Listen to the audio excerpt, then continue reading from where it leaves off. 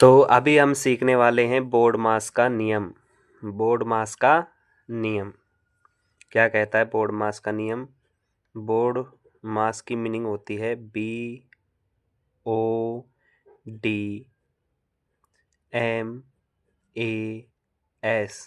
Board मास का नियम।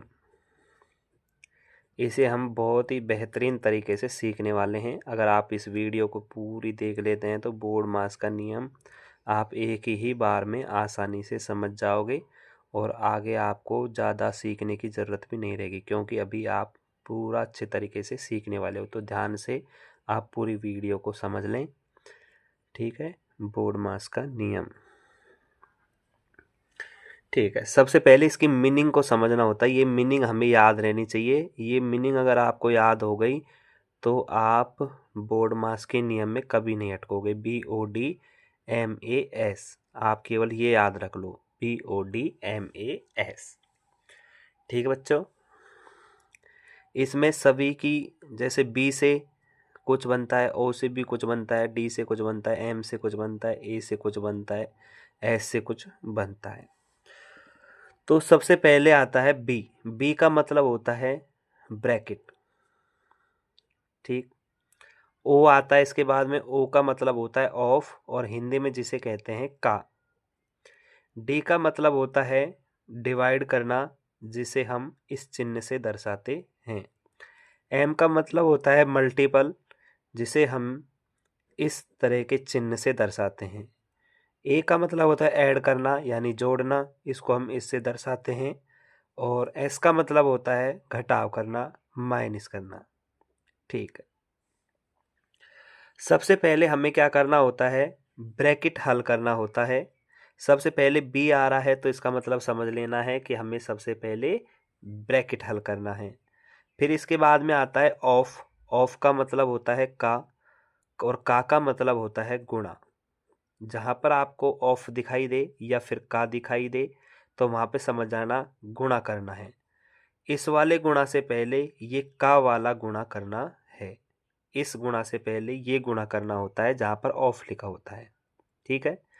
फिर इस ऑफ का गुणा करने के बाद में उस तीसरे नंबर पर करना होता है हमें भाग।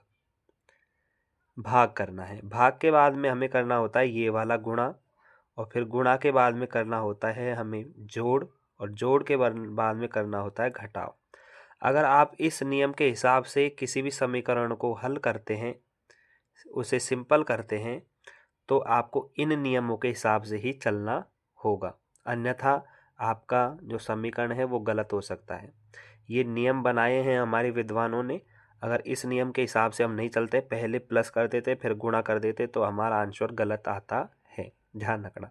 हमें इसी नियम के हिसाब से पहले नंबर पर ये हल करना है ब्रैकेट, दूसरे नंबर पर ऑफ का गुणा करना है, तीसरे नंबर पर हमें डिवाइड करना होता है, चौथे नंबर पर हमें गुणा करना होता है, पांचवें नंबर पर हमें जोड़ करना होता है, और छठे नंबर पर हमें सबसे लास्ट में हमें घटाव करना होता है, ठीक है बच्चों। तो चलिए एक प्रश्न की ओर चलते हैं हम। एक प्रश्न आपको हल करके बता देता हूँ। जैसे 5 + 4 ब्रैकेट में है 5, 5 + 5 माइनस, दिख नहीं रहा है क्या? चलो नीचे लिख लेते हैं, यहाँ पर समझा देता हूँ आपको। जैसे क्वेश्चन है हमारे पास में 5 + 9 ब्रैकेट में 4 -2, और फिर है +4 -2 बटे 2, या फिर यहाँ पर लगा लो भाग 2 है, ठीक है। इसको हमें हल करना होता है। तो सबसे पहले आप देखिए, इसमें सबसे पहले मैंने क्या कहा कि ब्रैकेट हल करना है। तो इस क्वेश्चन में आ जाइए, सबसे पहले हमें करना है ब्रैकेट हल। इधर लिख लेते हैं, सबसे पहले ब्रैकेट हल, ब्रैकेट के बाद में ऑफ, ऑफ के बाद में भाग, भाग के बाद में गुणा, गुणा के बाद में प्लस, प्लस के बाद में घटाव हल करना है। तो सबसे पहले ब्रैकेट पर आ जाइए। ब्रैकेट में क्या कह रहा है, 4 माइनस 2, इसका मतलब 4 में से 2 घटाना है। 4 में से 2 गए तो हमें 2 प्राप्त होगा। और यहाँ ब्रैकेट के बाहर कोई संख्या लिखी हुई होती है तो उसका मतलब होता है यहाँ पर गुणा होता है। ठीक, तो गुणा 9 गुणा 2 प्लस 5 प्लस ये वाला 4 और माइनस, देखो ब्रैकेट हल कर दिया, ब्रैकेट के बाद में भाग करना होता है।